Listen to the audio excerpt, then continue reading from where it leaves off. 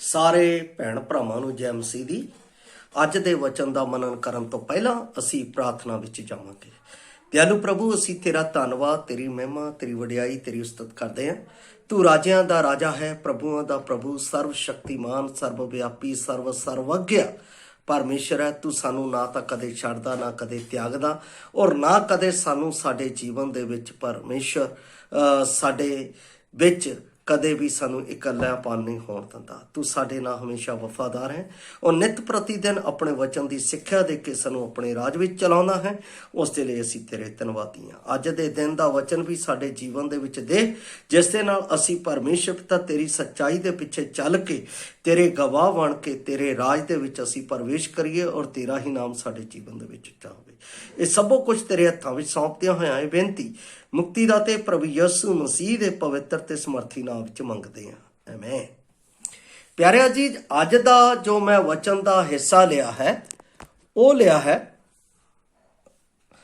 ਇਬਰਾਨੀਆਂ ਦੀ ਪੁਸਤਕ 13 ਅਧਿਆਇ ਉਸ ਦੀ 16 ਆਇਤ ਵਿੱਚੋਂ।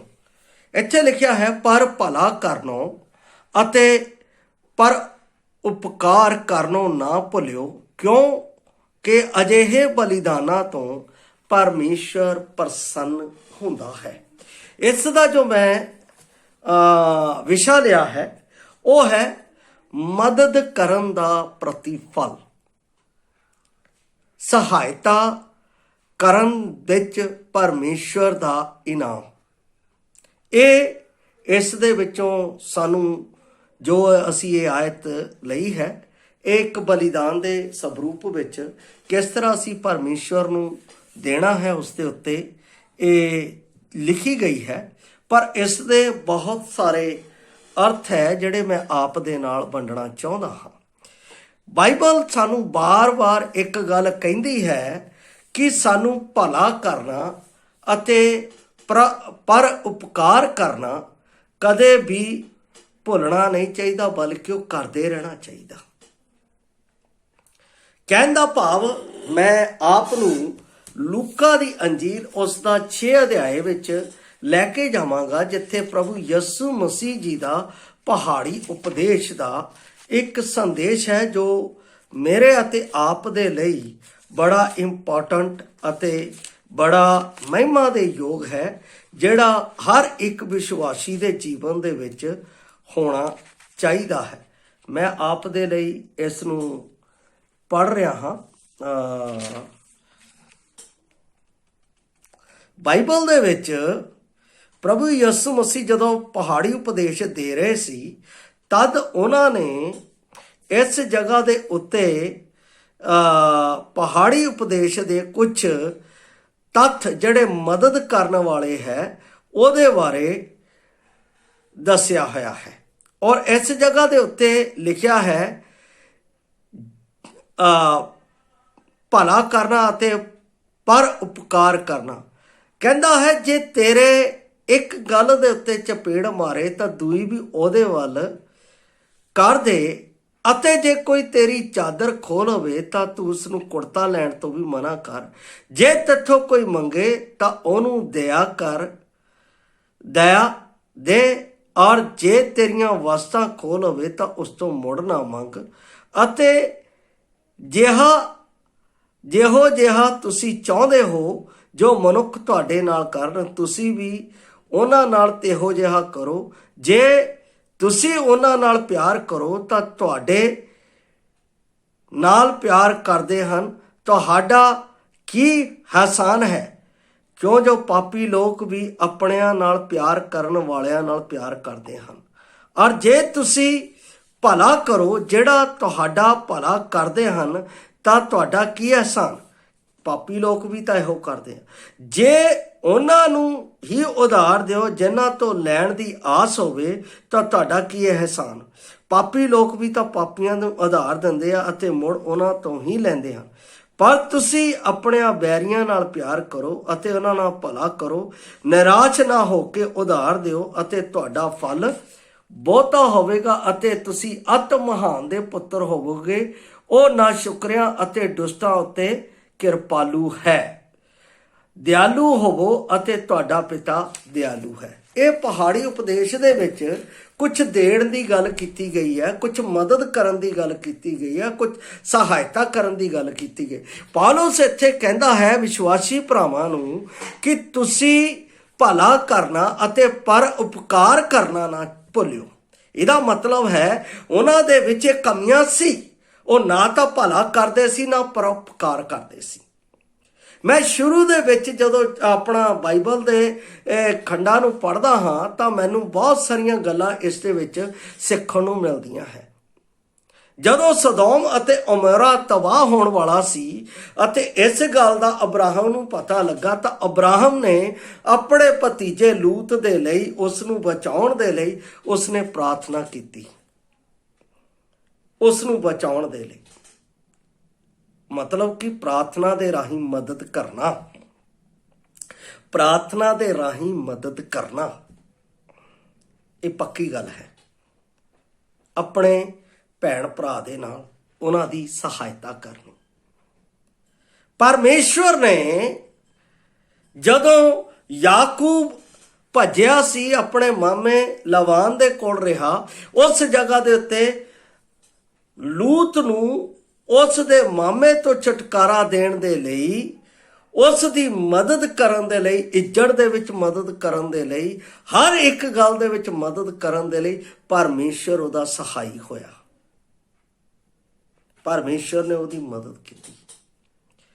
ਮੈਂ ਦੂਸਰੀ ਗੱਲ ਸਮਝਦਾ ਹਾਂ, ਜਦੋਂ ਇਸਰਾਇਲ ਦਾ ਮੰਦਰ ਤਬਾਹ ਹੋ ਚੁੱਕਾ ਸੀ, ਜਦੋਂ ਇਸਰਾਇਲ ਰਾਜ ਦੋ ਭਾਗਾਂ ਦੇ ਵਿੱਚ ਵੰਡ ਚੁੱਕਾ ਸੀ, ਨਬੂਕਦਨੇਸਰ ਸਭ ਕੁਝ ਲੁੱਟ ਕੇ ਲੈ ਗਿਆ ਸੀ, ਉਸ ਵੇਲੇ ਉਸ ਸ਼ਹਿਰ ਪਨਾਹ ਬਣਨ ਦੇ ਲਈ ਨਹਿਮਿਆ ਨੇ ਜੋ ਪ੍ਰਾਰਥਨਾ ਕੀਤੀ, ਉਸ ਨਹਿਮਿਆ ਦੀ ਪ੍ਰਾਰਥਨਾ ਦੇ ਰਾਹੀਂ ਰਾਜਾ ਨਬੂਕਦਨੇਸਰ ਦੇ ਰਾਹੀਂ ਉਸਦੇ ਦਿਲ ਦੇ ਵਿੱਚ ਪਰਮੇਸ਼ਰ ਨੇ ਦਇਆ ਪਾਈ, ਉਸ ਨੂੰ ਯਰੂਸ਼ਲਮ ਦੇ ਉਸ ਸ਼ਹਿਰ ਪਨਾਹ ਨੂੰ ਬਣਾਉਣ ਦੇ ਲਈ ਭੇਜਿਆ ਔਰ ਉਸ ਦੀ ਮਦਦ ਇੱਕ ਨਬੂਕਦਨੇਸਰ ਰਾਜਾ ਦੇ ਰਾਹੀਂ ਉਸ ਇਸਰਾਇਲ ਦੀ ਸ਼ਹਿਰ ਪਨਾਹ ਨੂੰ ਬਣਾਉਣ ਦੇ ਲਈ ਕੀਤੀ ਗਈ। ਪਰਮੇਸ਼ਵਰ ਚਾਹੁੰਦਾ ਹੈ ਕਿ ਅਸੀਂ ਭਲਾ ਕਰੀਏ, ਅਸੀਂ ਲੋਕਾਂ ਦੀ ਮਦਦ ਕਰੀਏ। ਕਿਹਨਾਂ ਦੀ ਮਦਦ ਕਰਨੀ ਹੈ? ਸਵਾਲ ਇਹ ਵੀ ਹੈ, ਮਦਦ ਕਿਹਨਾਂ ਦੀ ਕਰਨੀ ਚਾਹੀਦੀ ਹੈ? ਵਿਸ਼ਵਾਸੀਆਂ ਦੀ। ਬਾਈਬਲ ਦੇ ਵਿੱਚ ਲਿਖਿਆ ਹੈ।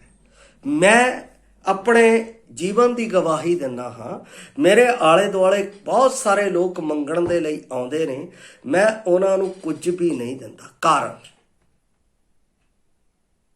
ਉਸ ਦਾ ਕਾਰਨ ਹੈ, ਰੀਜ਼ਨ ਹੈ। ਧਿਆਨ ਨਾਲ ਸੁਣਨਾ, ਇਹ ਬੜੀ ਇੰਪੋਰਟੈਂਟ ਗੱਲ ਹੈ।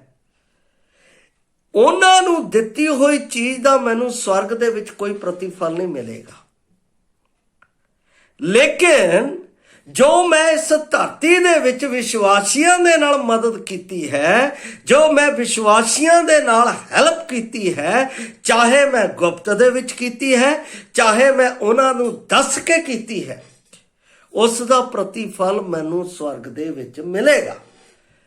ਕਿਸੇ ਅਨਬਲੀਵਰ ਨੂੰ, ਭਿਖਾਰੀ ਨੂੰ ਦਿੱਤੀ ਹੋਈ ਮਦਦ ਦਾ ਮੈਨੂੰ ਸਵਰਗ ਦੇ ਵਿੱਚ ਕੋਈ ਪ੍ਰਤੀਫਲ ਨਹੀਂ ਮਿਲੇਗਾ,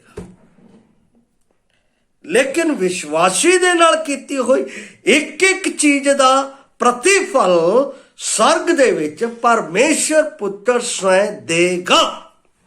ਇਹਦੇ 'ਚ ਕੋਈ ਛੁਪਣ ਵਾਲੀ ਗੱਲ ਨਹੀਂ ਹੈ। ਮੈਂ ਉਸ ਨੂੰ ਵੀ ਆਪ ਦੇ ਨਾਲ ਪੜ੍ਹਨ ਜਾ ਰਿਹਾ ਹਾਂ। ਜੋ ਮਦਦ ਵਿਸ਼ਵਾਸੀਆਂ ਦੀ ਕਰਦੇ ਨੇ, ਪਰਮੇਸ਼ਰ ਉਸ ਦਾ ਪ੍ਰਤੀਫਲ ਕਿਸ ਤਰ੍ਹਾਂ ਦਿੰਦਾ ਹੈ। ਮੇਰੇ ਨਾਲ ਤੁਸੀਂ ਮਤੀ ਦੀ ਅੰਜੀਲ 25 ਅਧਿਆਏ ਨੂੰ ਕੱਢਣਾ ਹੈ। ਜਦੋਂ ਅਸੀਂ 25 ਅਧਿਆਏ ਨੂੰ ਪੜ੍ਹਦੇ ਹਾਂ ਤਾਂ ਉਸ ਦੇ ਵਿੱਚ ਪਰਮੇਸ਼ਰ ਦਾ ਨਿਆਂ ਸ਼ੁਰੂ ਹੁੰਦਾ ਹੈ। ਤਾਂ ਪਰਮੇਸ਼ਰ ਵਿਸ਼ਵਾਸੀਆਂ ਨੂੰ ਕਹਿੰਦਾ, ਐ ਮੇਰੇ ਪਿਤਾ ਦੇ ਮੁਬਾਰਕ ਲੋਕੋ, ਆਓ ਇਹ ਸਵਰਗ ਰਾਜ ਤੁਹਾਡਾ ਹੈ, ਇਸ ਦੇ ਅਧਿਕਾਰੀ ਹੋਵੋ।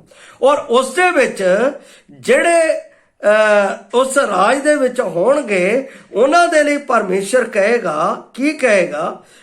ਤੁਸੀਂ ਵਾਰਸ ਹੋਵੋ, ਕਿਉਂ ਜੋ ਮੈਂ ਭੁੱਖਾ ਸਾਂ ਅਤੇ ਤੁਸਾਂ ਮੈਨੂੰ ਖਾਣਾ ਦਿੱਤਾ, ਮੈਂ ਧਿਆਇਆ ਸਾਂ ਤੁਸਾਂ ਮੈਨੂੰ ਖਵਾਇਆ, ਮੈਂ ਪਰਦੇਸੀ ਸਾਂ ਔਰ ਤੁਸਾਂ ਮੈਨੂੰ ਆਪਣੇ ਘਰ ਉਤਾਰਿਆ, ਨੰਗਾ ਸਾਂ ਔਰ ਤੁਸਾਂ ਮੈਨੂੰ ਪਹਿਨਾਇਆ, ਮੈਂ ਰੋਗੀ ਸਾਂ ਔਰ ਤੁਸਾਂ ਮੇਰੀ ਖਬਰ ਲਈ, ਮੈਂ ਕੈਦ ਵਿੱਚ ਸਾਂ ਤੁਸੀਂ ਮੇਰੇ ਕੋਲ ਆਏ। तद धर्मी लोग ਉਹਨੂੰ ਇਹ ਉੱਤਰ ਦੇਣਗੇ, ਪ੍ਰਭੂ ਜੀ ਅਸਾਂ ਕਦ ਤੈਨੂੰ ਭੁੱਖਾ ਵੇਖਿਆ ਅਤੇ ਖਵਾਇਆ, ਜਾਂ ਤਿਹਾਇਆ ਤੈਨੂੰ ਪੜਾਇਆ? ਕਦ ਅਸਾਂ ਤੈਨੂੰ ਪਰਦੇਸੀ ਵੇਖਿਆ ਔਰ ਆਪਣੇ ਘਰ ਉਤਾਰਿਆ, ਜਾਂ ਨੰਗਾ ਵੇਖਿਆ ਪਹਿਨਾਇਆ? ਕਦ ਅਸੀਂ ਤੈਨੂੰ ਰੋਗੀ ਜਾਂ ਕੈਦੀ ਵੇਖਿਆ ਔਰ ਤੇਰੇ ਕੋਲ ਆਏ?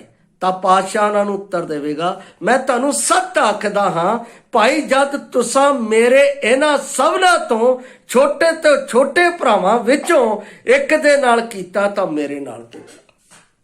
ਸਾਫ਼ ਤੌਰ ਤੇ ਵਿਸ਼ਵਾਸੀ ਦੇ ਨਾਲ ਭਲਾ ਕਰਨ ਦੀ ਗੱਲ ਕੀਤੀ ਗਈ ਹੈ। ਵਿਸ਼ਵਾਸੀ ਦੇ ਨਾਲ ਨਹੀਂ, ਵਿਸ਼ਵਾਸੀ ਦੇ ਨਾਲ ਜਿਹੜਾ ਭਲਾ ਕਰਨਾ ਹੈ ਉਹ ਕੀ ਹੈ, ਇਹ ਵੀ ਸਮਝਣਾ ਹੈ। ਇਹਦਾ ਮਤਲਬ ਬਹੁਤ ਸਾਰੇ ਲੋਕ ਸੋਚਦੇ ਆ ਕਿ ਉਹਨਾਂ ਦੇ ਨਾਲ ਭਲਾ ਨਹੀਂ ਕਰਨਾ ਹੈ।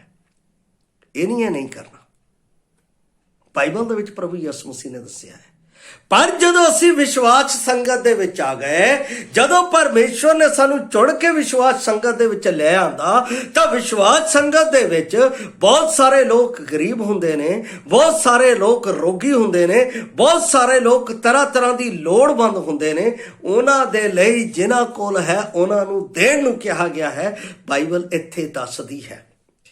ਪਰ ਕਈ ਭਰਾਵਾਂ ਕੋਲ ਹੁੰਦੇ ਹੋਏ ਵੀ ਉਹ ਨਹੀਂ ਦਿੰਦੇ, ਉਸ ਦਾ ਨਿਆਂ ਵੀ ਪਰਮੇਸ਼ਵਰ ਨੇ ਲੈਣਾ ਹੈ। ਬਾਈਬਲ ਦੇ ਵਿੱਚ ਇਸ ਖੰਡ ਨੂੰ ਅੱਗੇ ਪੜ੍ਹਦੇ ਹਾਂ ਤਾਂ ਸਾਨੂੰ ਸਭ ਕੁਝ ਮਿਲਦਾ ਹੈ, ਸਾਨੂੰ ਸਭ ਕੁਝ ਉਹਦਾ ਪਤਾ ਲੱਗਦਾ ਹੈ, ਸਾਰਾ ਕੁਝ ਸਾਨੂੰ ਉਸ ਦੇ ਵਿੱਚ ਪਤਾ ਲੱਗਦਾ ਹੈ। ਮੈਂ ਇੱਥੇ ਲਾਜ਼ਰ ਅਤੇ ਉਸ ਧਨੀ ਦੀ ਵੀ ਗੱਲ ਇੱਥੇ ਕਰਾਂਗਾ। ਧਨੀ ਕੋਲ ਪਰਮੇਸ਼ਵਰ ਦਾ ਵਚਨ ਸੀ, ਉਹ ਪਰਮੇਸ਼ਵਰ ਦੇ ਵਚਨ ਨੂੰ ਜਾਣਦਾ ਸੀ, ਉਹ ਪਰਮੇਸ਼ਵਰ ਦੇ ਹੁਕਮ ਨੂੰ ਵੀ, ਪਰ ਉਸ ਦੇ ਅਨੁਸਾਰ ਉਹ ਕੰਮ ਨਹੀਂ ਸੀ ਕਰਦਾ। ਉਹ ਕਿਹਨਾਂ ਨਾਲ ਆਪਣਾ ਖਾਂਦਾ ਪੀਂਦਾ ਸੀ, ਕਿਹਨਾਂ ਦੇ ਨਾਲ ਆਪਣੀ ਐਸ਼ ਪ੍ਰਸਤੀ ਕਰਦਾ ਸੀ ਜਿਹੜੇ ਸੰਸਾਰ ਦੇ ਸੀ। ਪਰ ਲਾਜ਼ਰ ਪਰਮੇਸ਼ਵਰ ਦੇ ਵਿੱਚ ਰਹਿ ਕੇ ਪਰਮੇਸ਼ਵਰ ਦੇ ਨਾਲ ਚੱਲਦਾ ਸੀ, ਔਰ ਲਾਜ਼ਰ ਪਰਮੇਸ਼ਵਰ ਦੀ ਗੋਦ ਵਿੱਚ ਪਹੁੰਚ ਗਿਆ, ਪਰ ਧਨੀ ਨਰਕ ਦੇ ਵਿੱਚ ਚਲਾ ਗਿਆ। ਇਹਦਾ ਮਤਲਬ ਤੁਹਾਡੇ ਕੋਲ ਬਾਈਬਲ ਹੈ, ਤੁਹਾਡੇ ਕੋਲ ਪਰਮੇਸ਼ਵਰ ਦੇ ਹੁਕਮ ਹੈ, ਤੁਹਾਡੇ ਕੋਲ ਪਰਮੇਸ਼ਵਰ ਦੀਆਂ ਨਸੀਹਤਾਂ ਹੈ। ਜੇ ਤੁਸੀਂ ਉਹਦੇ ਅਨੁਸਾਰ ਨਹੀਂ ਚੱਲਦੇ ਤਾਂ ਕਦੇ ਵੀ ਤੁਸੀਂ ਉਹਦੇ ਰਾਜ ਦੇ ਅਧਿਕਾਰੀ ਨਹੀਂ ਹੋਵੋਗੇ। ਬਾਈਬਲ ਇੱਥੇ ਸਪਸ਼ਟ ਸਾਨੂੰ ਸਮਝਾਉਂਦੀ ਹੈ। ਇਸ ਲਈ ਜੇ ਸਾਨੂੰ ਪਰਮੇਸ਼ਵਰ ਨੇ ਪਰਮੇਸ਼ਵਰ ਦੇ ਵਚਨ ਦੇ ਨਾਲ ਆਪਣੀ ਸੰਗਤ ਦੇ ਵਿੱਚ ਚੁਣ ਲਿਆ, ਤਾਂ ਭਲਾ ਕਰਨ ਦੇ ਲਈ ਚੁਣਿਆ, ਪਰਉਪਕਾਰ ਕਰਨ ਦੇ ਲਈ ਚੁਣਿਆ ਹੈ। ਔਰ ਲਿਖਿਆ ਜਿਹੜੇ ਇਸ ਤਰ੍ਹਾਂ ਕਰਦੇ ਆ ਉਹਨਾਂ ਤੋਂ ਪਰਮੇਸ਼ਵਰ ਪ੍ਰਸੰਨ ਹੁੰਦਾ ਹੈ, ਉਹਨਾਂ ਤੋਂ ਖੁਸ਼ ਹੁੰਦਾ ਹੈ। ਮੈਂ ਕੁਝ ਹਵਾਲੇ ਆਪ ਦੇ ਨਾਲ ਪੜ੍ਹਨਾ ਚਾਹੁੰਦਾ ਹਾਂ, ਤੁਸੀਂ ਉਹਨਾਂ ਦੇ ਉੱਤੇ ਗੌਰ ਕਰਨਾ। ਬਾਈਬਲ ਦੇ ਵਿੱਚ ਪਰਮੇਸ਼ਵਰ ਨੇ ਕੀ ਕਿਹਾ ਸੀ? ਜਦੋਂ ਵਿਵਸਥਾ ਸਾਰ ਦੀ ਪੁਸਤਕ 15:11 ਮੈਂ ਪੜ੍ਹਦਾ ਹਾਂ ਤਾਂ ਉੱਥੇ ਪਰਮੇਸ਼ਵਰ ਨੇ ਆਪਣੇ ਵਿਸ਼ਵਾਸੀ ਲੋਕਾਂ ਨੂੰ, ਚੁਣੇ ਹੋਏ ਪਵਿੱਤਰ ਲੋਕਾਂ ਨੂੰ ਕੀ ਕਿਹਾ ਸੀ, ਉਹ ਮੈਂ ਆਪ ਦੇ ਲਈ ਪੜ੍ਹਨ ਜਾ ਰਿਹਾ। 15:11 ਇੱਥੇ 15:11 ਦੇ ਵਿੱਚ ਬੜੀ ਸੁੰਦਰ ਗੱਲ ਪਰਮੇਸ਼ਵਰ ਨੇ ਉਹਨਾਂ ਨੂੰ ਆਖੀ। ਇੱਥੇ ਲਿਖਿਆ ਹੈ, ਕੰਗਾਲ ਤਾਂ ਦੇਸ਼ ਵਿੱਚ ਬੰਦ ਨਾ ਹੋਣਗੇ, ਇਸ ਕਾਰਨ ਮੈਂ ਤੈਨੂੰ ਹੁਕਮ ਦਿੰਦਾ ਹਾਂ, ਤੁਸੀਂ ਆਪਣੀ ਮੁੱਠ ਆਪਣੇ ਭਰਾ ਵੱਲ ਜਿਹੜਾ ਤੁਹਾਡੇ ਦੇਸ਼ ਵਿੱਚ ਲੋੜਵੰਦ ਹੈ ਅਤੇ ਕੰਗਾਲ ਹੋਵੇ ਜ਼ਰੂਰ ਖੁੱਲੀ ਰੱਖੋ। ਆਪਣੇ ਭਰਾ ਲਈ। ਕਿਹੜਾ ਭਰਾ? ਜਿਹੜਾ ਵਿਸ਼ਵਾਸੀ ਹੈ। ਕਿਹੜਾ ਭਰਾ? ਜਿਸ ਨੂੰ ਪ੍ਰਭੂ ਯਿਸੂ ਮਸੀਹ ਦੇ ਲਹੂ ਨਾਲ ਮੁੱਲ ਖਰੀਦਿਆ ਗਿਆ ਹੈ। ਕਿਹੜਾ ਭਰਾ? ਜਿਸ ਦੇ ਨਾਲ ਪ੍ਰਭੂ ਯਿਸੂ ਮਸੀਹ ਨੇ ਵਾਅਦਾ ਕੀਤਾ ਹੈ ਕਿ ਤੂੰ ਮੇਰੇ ਨਾਲ ਮੇਰੇ ਹਜ਼ੂਰ ਵਿੱਚ ਹੋਵੇਂਗਾ। ਔਰ ਇਸ ਦੇ ਨਾਲ ਇੱਕ ਹੋਰ ਮੈਂ ਵਚਨ ਪੜ੍ਹਦਾ, ਅਫਸੀਆਂ ਦੀ ਪੁਸਤਕ 4 ਅਧਿਆਏ ਉਸ ਦੀ 28 ਆਇਤ ਦੇ ਵਿੱਚ ਪਰਮੇਸ਼ਰ ਦਾ ਵਚਨ ਕੀ ਕਹਿੰਦਾ ਹੈ? ਇੱਥੇ ਲਿਖਿਆ ਹੈ, ਚੋਰੀ ਕਰਨ ਵਾਲਾ ਅਗਾਂਹ ਨੂੰ ਚੋਰੀ ਨਾ ਕਰੇ। ਕਿਹਨਾਂ ਨੂੰ? ਵਿਸ਼ਵਾਸੀਆਂ ਨੂੰ ਕਹਿ ਰਿਹਾ। ਸਗੋਂ ਆਪਣੇ ਹੱਥੀਂ ਮਿਹਨਤ ਕਰਕੇ ਭਲਾ ਕੰਮ ਕਰੇ, ਜਿਹਨੂੰ ਲੋੜ ਹੈ ਉਹਨੂੰ ਵੰਡ ਦੇਣ ਦੇ ਲਈ ਕੁਝ ਉਹਦੇ ਕੋਲ ਹੋਵੇ। ਖਾਲੀ ਨਹੀਂ ਹੋਣਾ ਚਾਹੀਦਾ। ਮਿਹਨਤ ਕਸ਼ ਵਿਸ਼ਵਾਸੀ ਬਣੋ। ਮਿਹਨਤ ਕਸ਼ ਵਿਸ਼ਵਾਸੀ ਹੋ ਕੇ ਤੁਸੀਂ ਮਦਦ ਕਰਨ ਵਾਲੇ ਬਣੋ। ਜੇ ਤੁਸੀਂ ਮਦਦ ਕਰਦੇ ਹੋ ਤਾਂ ਪਰਮੇਸ਼ਰ ਤੁਹਾਡੀ ਮਦਦ ਕਰੇਗਾ। ਮੈਂ ਆਪ ਨੂੰ ਇੱਕ ਗੱਲ ਦੱਸਣਾ ਚਾਹੁੰਦਾ। ਮੈਂ ਪ੍ਰਭੂ ਦੀ ਸੇਵਾ ਕਰਦਾ ਹਾਂ। ਮੈਨੂੰ ਸੇਵਾ ਕਰਦਿਆਂ 20 ਸਾਲ ਹੋ ਚੁੱਕੇ ਨੇ। 21ਵੇਂ ਸਾਲ ਦੇ ਵਿੱਚ ਮੈਂ ਪ੍ਰਵੇਸ਼ ਹਾਂ। ਔਰ ਇਸ ਦੌਰਾਨ ਬਹੁਤ ਸਾਰੇ ਲੋਕਾਂ ਨੇ ਮੇਰੇ ਕੋਲ ਆ ਕੇ ਇਸ ਗੱਲ ਦੀ ਡਿਮਾਂਡ ਕੀਤੀ, ਭਾਈ ਸਾਨੂੰ ਇਹ ਚਾਹੀਦਾ। मेरी बेटी की फीस देने वाली सी और ਉਹੀ फीस मैं ਚੱਕ के उस भरा ਨੂੰ दे ਦਿੱਤੀ। मैं क्या ਇਹਨੂੰ ਲੋੜ है, ਇਹਨੂੰ देनी चाहिए। पर मेरे सामने मेरी बेटी की फीस खड़ी है, ਉਹਦਾ नाम ਕੱਟਣ ਤੋਂ मोहरे है। पर मैं उस भरा ਦਾ उस समय भला किया।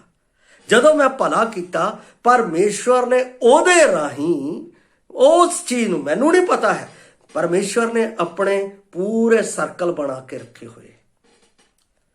किसे दे राही मेरे कोल उस समय किसे भरा नूं पता लगा, उन्हें एमओ, उस समय मनी आर्डर चलते सी, ट्रांजैक्शन नहीं सी।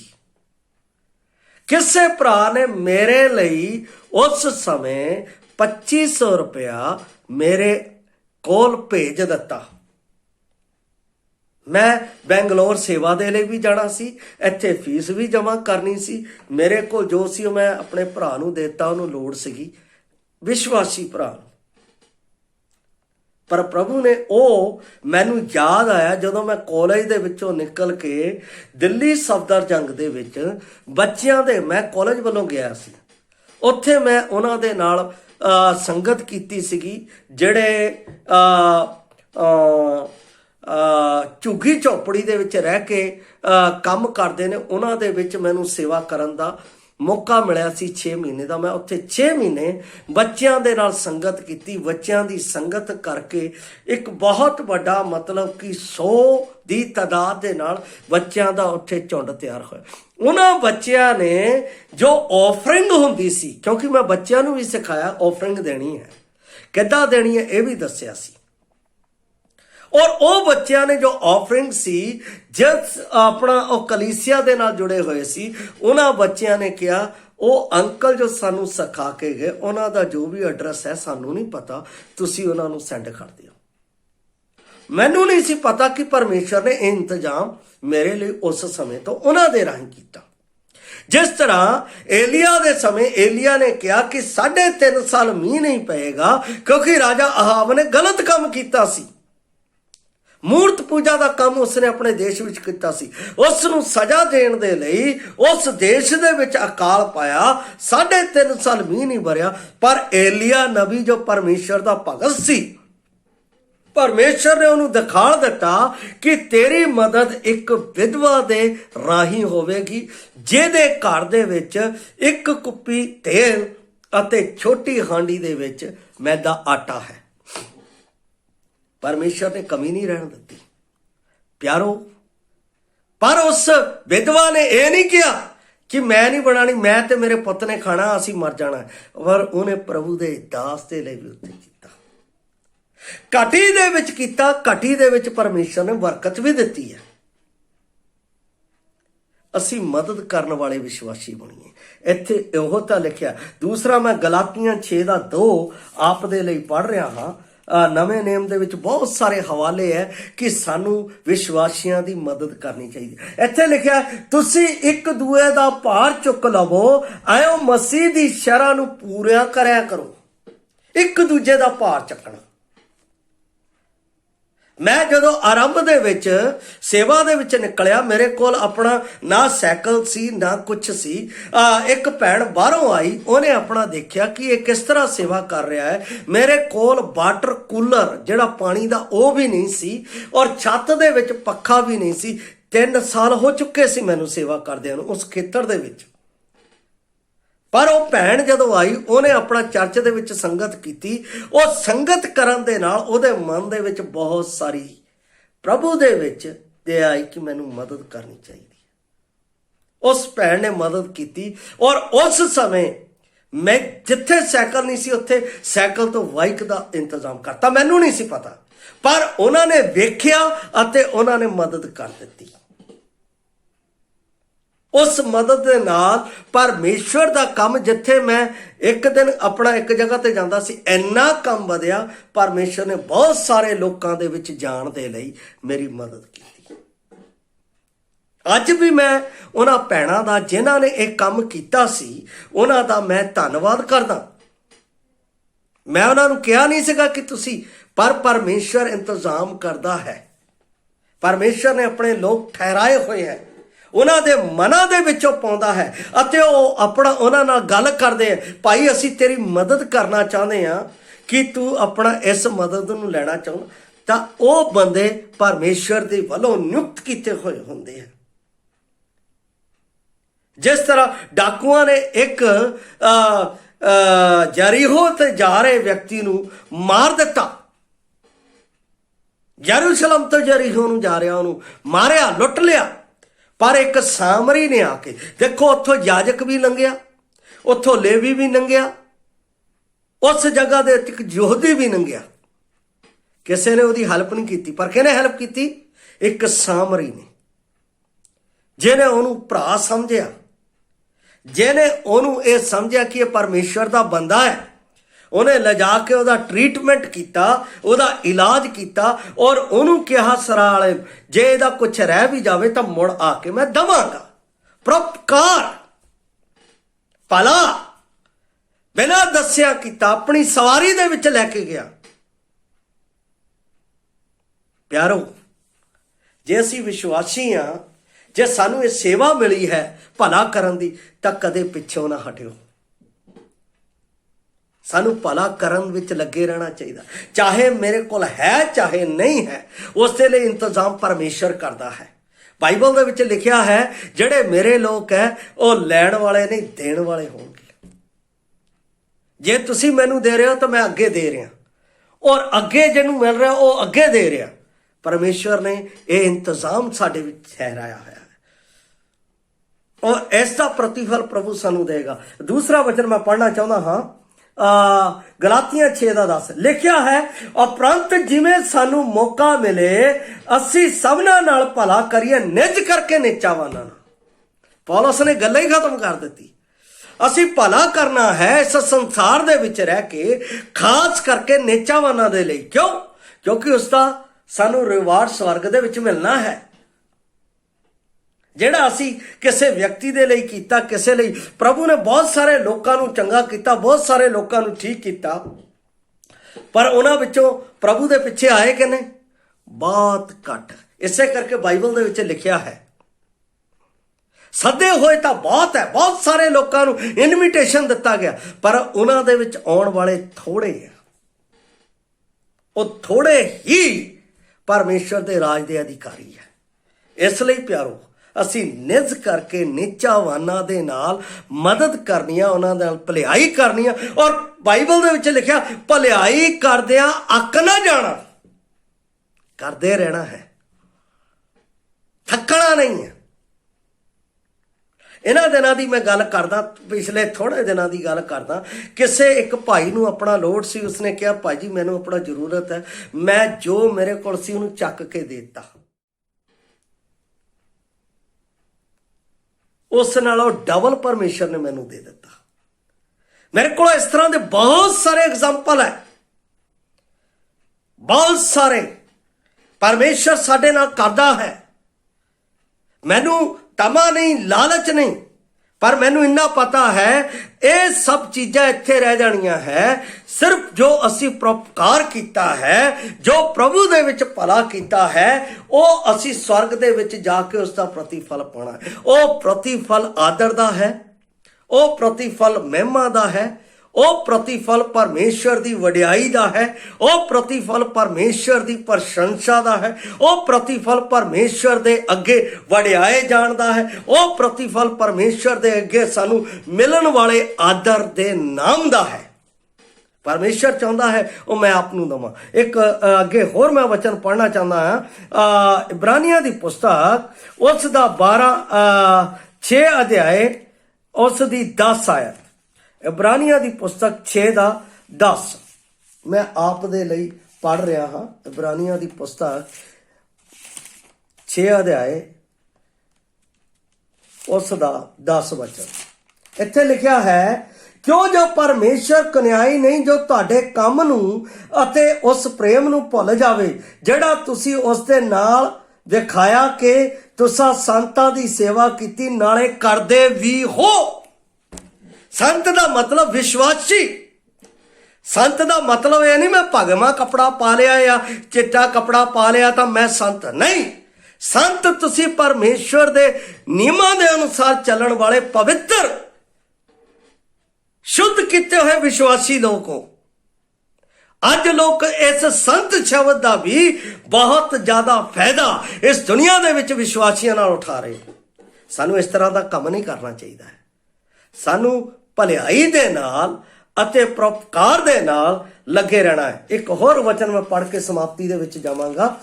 ਇਬਰਾਨੀਆਂ ਦੀ ਪੁਸਤਕ 13 ਅਧਿਆਏ